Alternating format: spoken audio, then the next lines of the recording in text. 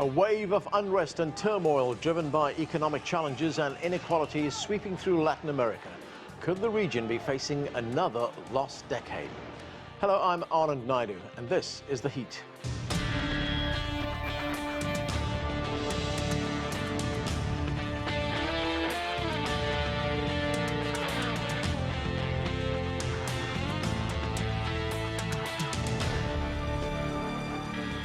The 1980s were considered a lost decade for Latin America. Plagued by a debt crisis, the economy in the region was brought to a standstill. Now, many countries in Latin America fear that decade could be returning. Struggling economies coupled with a high rate of inequality has led to demonstrations in Chile, Bolivia, Ecuador, and more recently in Colombia. For more on that, here's CGTN's Begue from Bogota. Colombians are protesting corruption, demanding economic reforms, and want action to halt the killing of human rights activists and community leaders. For the past 5 days, citizens have taken their grievances to the streets with marches and lions by day and banging pots and pans at night. President Iván Duque is facing the lowest approval ratings since his election in 2018. A recent Gallup poll showed 69% of Colombians disapprove of Duque's performance. To quell the protests, Duque promised over the weekend to hold a national dialogue with all sectors of society. Daré inicio a una conversación nacional.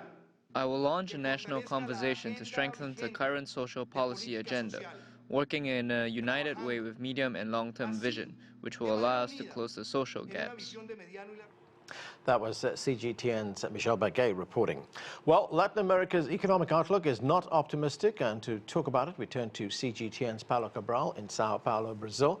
Paulo, what we just saw in Colombia is the latest example of the kinds of financial and economic challenges the region is facing.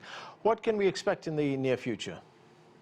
Well, that's right. Much uncertainty here in Latin America, both in economic terms and, as we see with all these protests, also in political terms. So the latest protests in Colombia, in Chile, it's where they have attracted more attention, the longest ones, and also, as you're talking, in Ecuador and Bolivia. And we see also political shifts in other countries, even if protests have not happened. For example, in Argentina, with a return of the Peronism, also connected to the economic slowdown in Latin America, which is one of the common links among these protests, with the possible exception of Bolivia, where the economy was not doing that bad, but the political crisis ended up particularly severe. And now one big question around here is whether this wave of protests will or not reach Brazil. We do not have unrest in the streets of the country right now, but the tension is high in politics, the economy is slow, and actually the government has been talking about this. And both the left wing, if you see the Brazilian left wing, particularly the youth,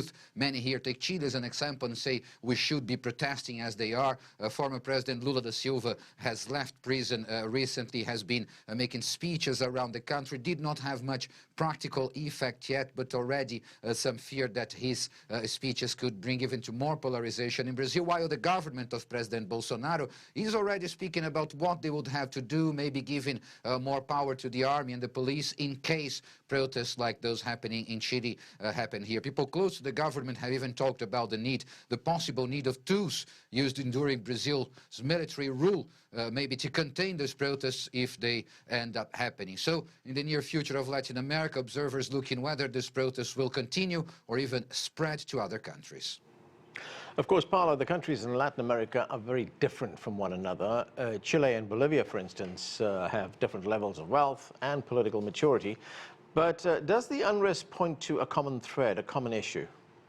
Well, I think we can talk about the economy. You know, again, one exception, notable exception, that is Bolivia, where despite the good economic conditions, the political crisis led to the fall of President Evo Morales. But if you look at the other countries, certainly the economy has a lot to do with it. And it does make sense. Some analysts say it does make sense with economic cycles. I mean, if you look at Latin America, big exporter of commodities, Brazil particularly, but many Latin American countries had a period of prosperity in the first decade of of the 2000s until 2010, 2012, and then after that with the fall in the price of the commodities, with the financial crisis in the industrialized world, in the United States and Europe, actually this demand ended up reduced, and this caused also economic problems here for Latin America. So from 2012, 2013, already the economy is slowing down in most countries, as in Brazil, for example. We had a big protest in Brazil in 2013, which was already connected both to political problems, to the issue of corruption, but also